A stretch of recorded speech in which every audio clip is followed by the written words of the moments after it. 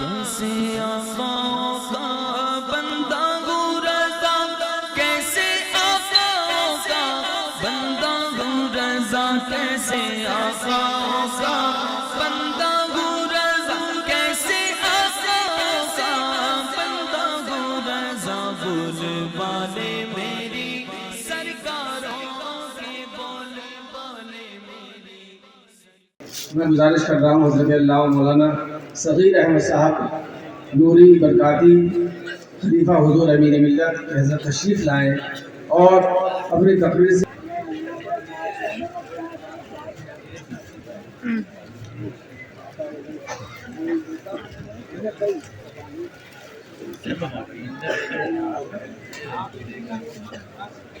حضور رفیق ملت،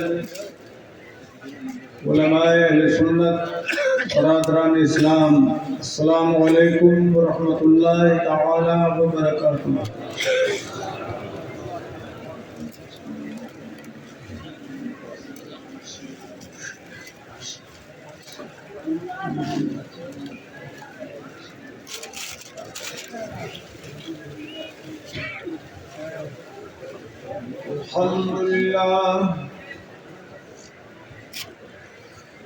الحمد لله وكفى، والصلاة والسلام على سيد المرسلين وجيد الأنبياء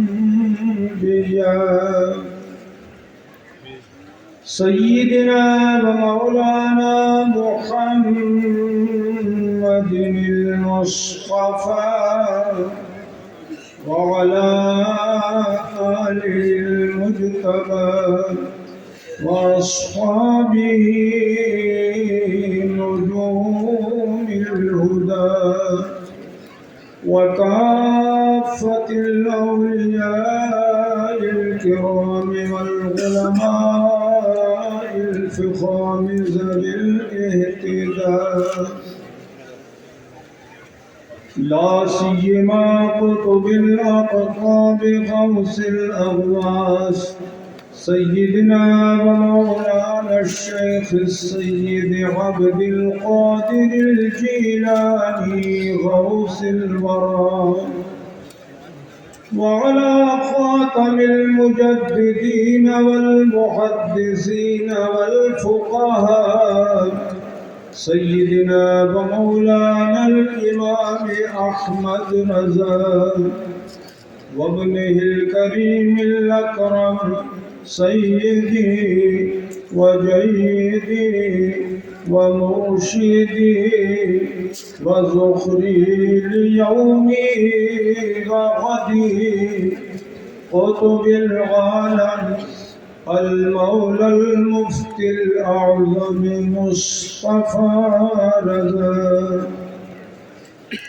آمنت بالله صدقا، أما بعد فأعوذ بالله من الشيطان الرجيم، بسم الله الرحمن الرحيم،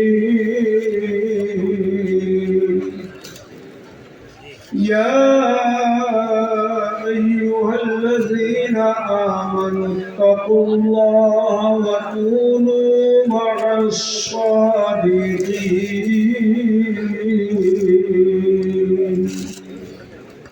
آمنت بالله صدق الله مولانا العلي العظيم۔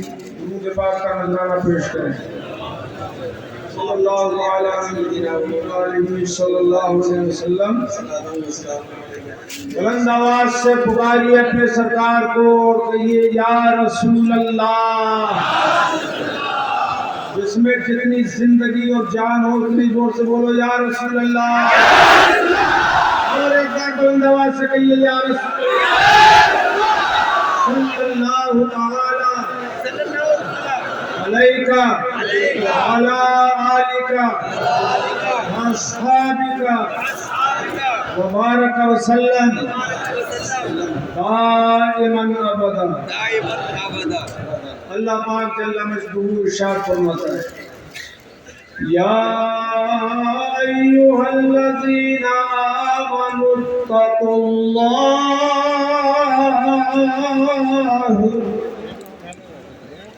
اے ایمان والو اللہ سے ڈرتے رہو.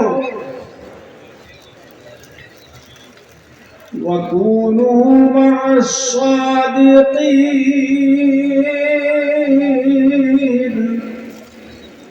اور سچوں کے ساتھ ہو جاؤ.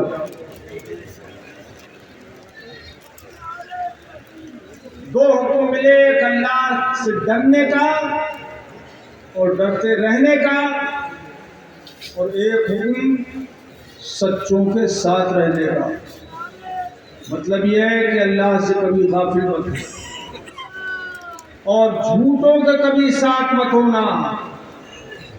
جھوٹوں کے کبھی ساتھ مت ہونا. کون کون جھوٹوں کے ساتھ ہوگا؟ کوئی نہیں. جھوٹوں کے ساتھ مت رہنا. ایک جھوٹا وہ ہوتا ہے جو عام بول چال میں جھوٹ بولتا ہے، گناہ اور حرام یہ بھی ہے. اور ایک جھوٹا وہ ہوتا ہے جو دین میں جھوٹ بولتا ہے.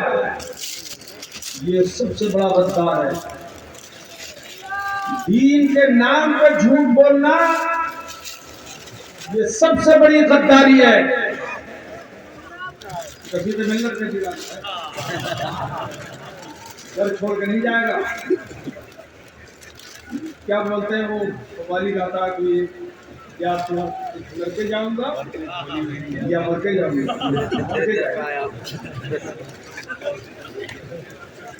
ارے میں گا تو نہیں رہا ہوں. رات تو بہت بڑا جھوٹا ہے جو دین کا مسئلہ بتاتا ہے اور اس میں مکاری کرتا ہے، یاری کرتا ہے، غداری کرتا ہے، جھوٹ بولتا ہے. اب میں دو تین مثالیں جلدی پیش کروں. آپ عرصے مبارک میں آئے ہو اور بزرگوں کے عرصوں میں جاتے ہیں. کیوں جاتے ہو؟ بھیڑ کیوں لگاتے ہو؟ کس لیے جاتے ہو؟ بزرگوں کے مزار پہ حاضری کیوں دیتے ہو؟ حضور نے منع فرمایا ہے. یہ کون بول رہا ہے؟ مکار، دھوکے باز، وہابی، دیوبندی. منع فرمایا ہے. کہنے لگا خاندان برکات، برکاتی دولہا، برکاتی دولہا، برکاتی دولہا، خاندان برکات، نعرہ تکبیر، نعرہ رسالت. تشریف کیا ہوگا؟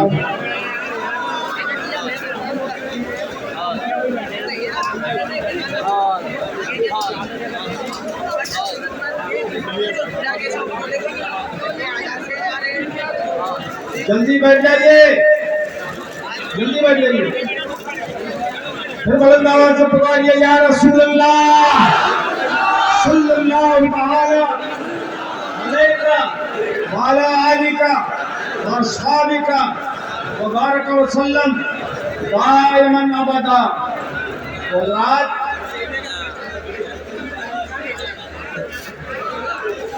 15 منٹ کا کچھ ٹائم تھا بھائی، اس میں تو کچھ ٹائم خرچ بھی ہو گیا. ارے خاموش ہو جا بھائی. وہ کہتا ہے حضور نے منع فرمایا. ہم نے کہا پڑھ وہ حدیث جس میں منع فرمایا ہو. کہنے لگا حضور نے فرمایا ہے قُلْتُ نَهِيتُكُمْ عَنْ زِيَارَةِ الْقُبُورِ،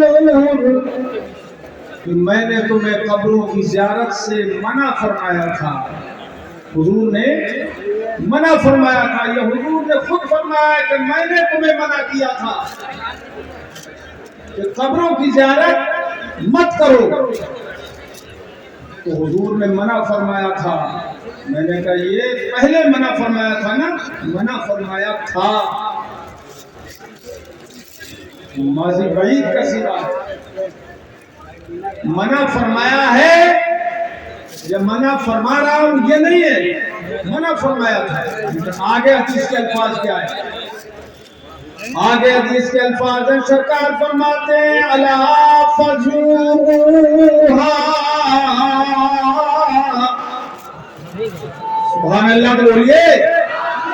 سرکار نے آگے ارشاد فرمایا میں نے منع تو کیا تھا تمہیں پہلے، لیکن اب میں تمہیں حکم دے رہا ہوں، خبردار اب میرا تمہیں حکم یہ ہے کہ قبور کی زیارت کیا کرو۔ اور ذرا کہتے بولتے سبحان اللہ۔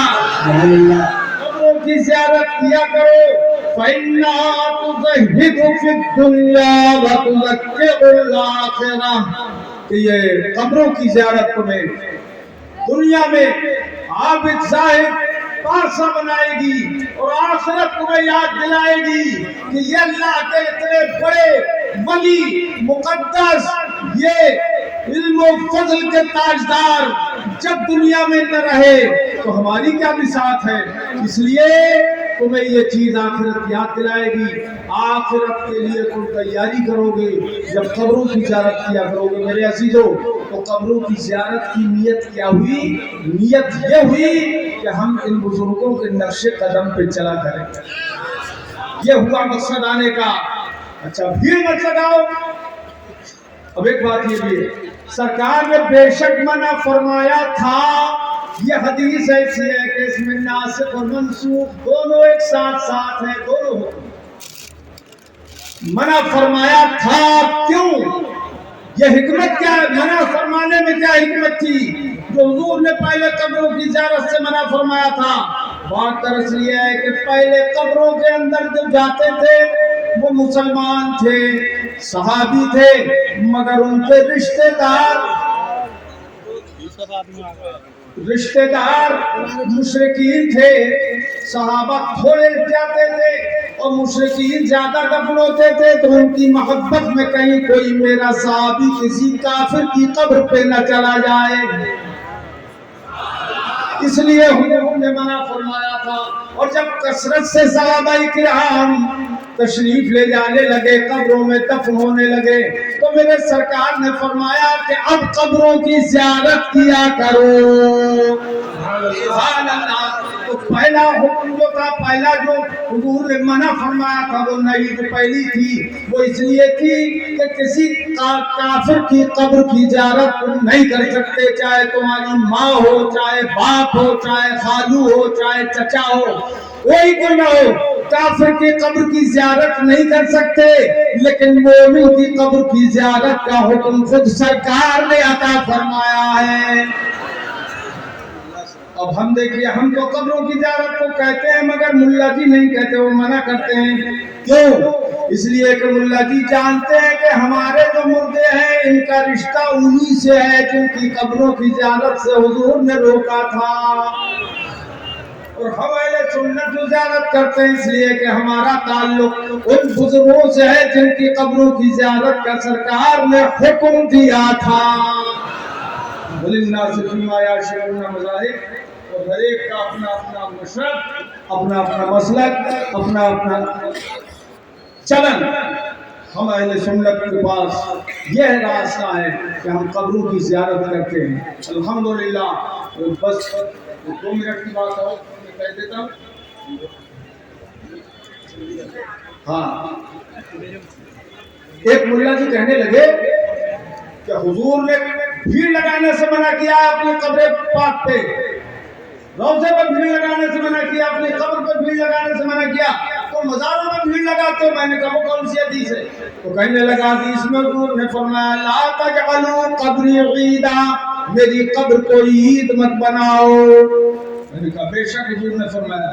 کیا سمجھے اس سے تم؟ کہ عید میں چونکہ بھیڑ ہوتی ہے، ایسے ہی تم مزارات پہ بھیڑ لگاتے ہو، تو حضور نے عید پہ جیسی بھیڑ لگانے کو منع کیا۔ میں نے کہا ملا جی ہوش بھی تمہیں سمجھ نہیں ہے، حضور نے اگر منع کیا ہوتا قبروں کی زیارت، اپنے روضے پاک کی زیارت سے یا بھیڑ لگانے سے منع کیا ہوتا تو حضور یہ نہ فرماتے من زار قبری وجبت لہ شفاعتی۔ وہ سبحان سبحان اللہ، جس نے میری قبر اندر کا دیدار کر لیا اس کے لیے میری شفاعت واجب ہو گئی۔ اللہ کی حدیث ہے اس میں حضور نے فرمایا من حج ولم یزرنی فقد جفانی، جس نے حج کیا اور میرا دیدار نہیں کیا اس تم نے مجھ پر ظلم کیا. یہ بھی مزے کی بات ہے اس حدیث میں تو ولم یظلمنی فرمایا جس نے میرا دیدار نہیں کیا حج کرنے کے بعد. یعنی اس سے امام مالک رضی اللہ تعالیٰ عنہ نے یہ ارشاد فرمایا کہ اس حدیث کا مطلب یہ ہے کہ حضور صلی اللہ علیہ وسلم کے روضے پر جاؤ تو یہ نہ سمجھو کہ ہم روضے کا دیدار کرنے آئے ہیں بلکہ یہ سمجھو کہ ہم مصطفیٰ کا دیدار کرنے آئے ہیں.